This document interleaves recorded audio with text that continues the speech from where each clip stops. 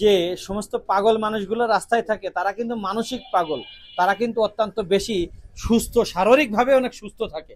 তা না হলে কখনো তারা এইভাবে হাঁটাচলা করতে পারতো না। তাদের শরীরে যে এনার্জি থাকে, আমি আমার এই পাগলের কাজ করা জীবনে যত পাগলকে আমি ধরেছি, প্রত্যেকটা পাগলের শরীরে অনেক বেশি শক্তি থাকে, যে শক্তির সাথে আমরা 2-3 জন মানুষ কুলায় উঠতে পারি না, তাকে ঠেকাইতে পারি না।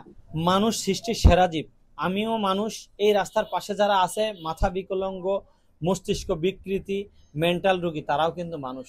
আমাদের নাম আল্লাহ পাক রব্বুল আলামিন রেখেছেন সৃষ্টির সেরা জীব, আশরাফুল মাখলুকাত।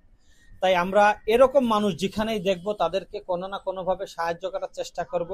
কারণ তাদের পাশে যদি আমরা না থাকি তাহলে তারা কিভাবে জীবনযাপন করবে, কিভাবে তাদের রিজিক আল্লাহ পাক দান করবে। আল্লাহই রিজিক দান করেন, কিন্তু আমাদের মাধ্যমে ওসিলা স্বরূপ। তাই এই সমস্ত মানুষের সেবা করব, মানুষ মানুষের জন্য, মানুষ মানুষের পাশে, মানুষ মানবতার পাশে। আমরা দুনিয়া থেকে ভাই আজ হোক আর কাল হোক চলে যাব, কখন যাব কেউ জানে না। আমাদের যত অর্থ সম্পদ, টাকা পয়সা আছে, সব কিন্তু দুনিয়ায় থেকে যাবে। আমাদের ওয়ারেসরা এই টাকা পয়সা ভোগ করবে। আমার সাথে যাবে কি ভাই? আমার করা নেক আমল এবং আমার করা দান সদকা এবং ভালো কাজগুলো, যার বিনিময় ইনশাল্লাহ আল্লাহ পাক রব্বুল আলামিন দুনিয়ার থেকে যাওয়ার পরেই পরবর্তী আখিরাতের জীবন, কবরের জীবনে যে আমরা এর সুফল পাবো। তাই অবশ্যই আমরা অসহায় মানুষের পাশে থাকব, অসহায় কাজের পাশে থাকব, অসহায় কাজকে প্রচার করব। ভালো কাজ করা যেমন ভালো, ভালো কাজ প্রচার করাও তেমন ভালো কাজেরই শামিল। অতএব আপনারা এমন কাজ, মানবতার কাজ, মানবিক কাজ, দুস্থদের পাশে, অসহায়ের পাশে, ইয়েতিমের পাশে, পাগলদের পাশে সবসময় থাকার চেষ্টা করবেন। এটাই আপনার আখিরাতের সম্পদ। আর এই মানবিক কাজকে অবশ্যই আমরাও সাদরে গ্রহণ করেছি। আপনারাও আমাদের এই কাজকে সাথে থাকবেন, কাজের সাথে থেকে কাজকে প্রচার করবেন। আপনাদের প্রচার, আপনাদের সাথে থাকা, আপনাদের অনুপ্রেরণাই আমাদের কাজ করতে আরো অনেক অনেক অনুপ্রেরণা পায় এবং জজবা পয়দা হয়, যা আমরা আসলে ভাষায় বলতে গেলে বুক ফেটে কান্না আসে, বলতে পারি না অনেক কথা। তাই আমরা বলবো এরকম মানুষের পাশে সবসময় আছি। আপনারাও ইনশাল্লাহ আমাদের পাশে থাকবেন, যারা আমরা কাজটাকে সামনের দিকে পরিচালনা করে অনেক দূরে নিয়ে যাইতে পারি এবং সারা দেশ না, আমরা আস্তে আস্তে সারা পৃথিবীর প্রত্যেকটা জায়গায় যেন সফর করতে পারি, অসহায় মানুষের পাশে দাঁড়াইতে পারি। আল্লাহ পাক রব্বুল আলামিনের রাজি খুশির জন্য, একমাত্র আল্লাহর জন্য, আখিরাতের জন্য আমাদের জন্য দোয়া করবেন।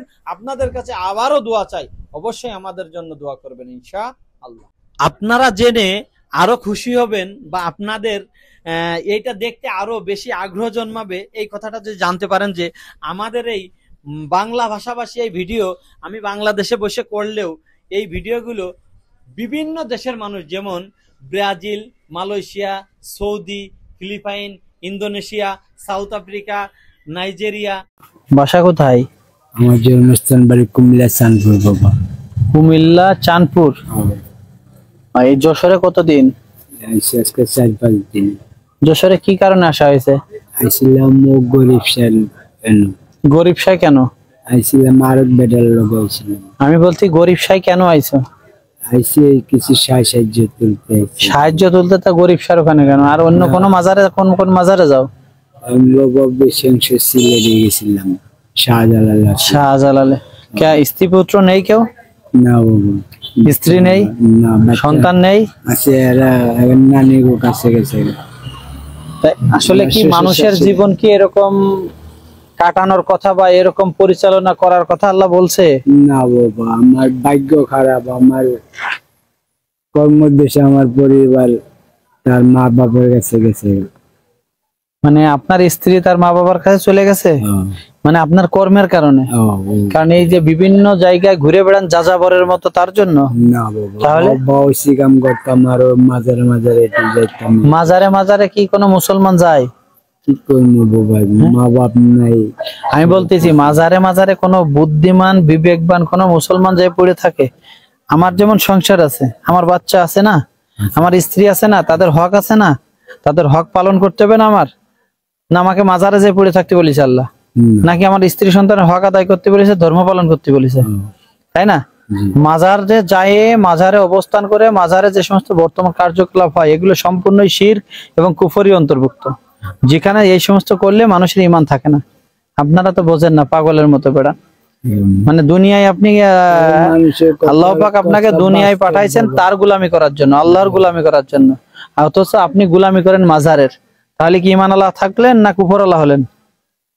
তো বুঝছি না তো কিন্তু বাবা। না বুঝার না বুঝার কি আছে, বুঝার চেষ্টা তো করতে হবে। তো বুঝি বাবা, তাই এখন বোঝো তাহলে তো যশোরে কেন, গরিব শাহ কেন? তোমার বাড়ি কোথায়? কুমিল্লায়। তুমি কেন যশোরে এসে গরিব শাহ কি তোমার পার করে দেবে না গরিব শাহ খাতি দেবে? না। হ্যাঁ, এই যে গরিব শাহ, নেই তো খাই। গরিব শাহ মাজার ভেঙে ফেলা হয়েছে কিছুদিন আগে, ভাঙলো না? গরিব শাহ কি ঠেকাতে পারিছে না। মাজার ভাঙা? তার কোনো ক্ষমতা আছে? সব ক্ষমতা কার?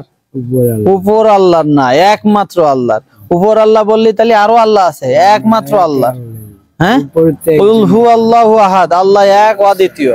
ঠিক আছে, অতএব এখনো সময় আছে, অনেক বয়স আছে, এখন তওবা করে ভালো হয়ে যাও, বাসায় যে বাল বাচ্চা নিয়ে কাজ করেন, খাওয়া দাওয়া করেন, সুস্থ করেন, নামাজ পড়েন, আল্লাহর কাছে মাপ চাইতে থাকেন যদি পরকাল আসে ফিরে। ঠিক আছে, দাও ওটা খাওয়া দাও। বুঝছেন, দেশে চলে যান, এই সমস্ত গুলো বাদ দিয়ে দেন, বুঝছেন? ঠিক আছে।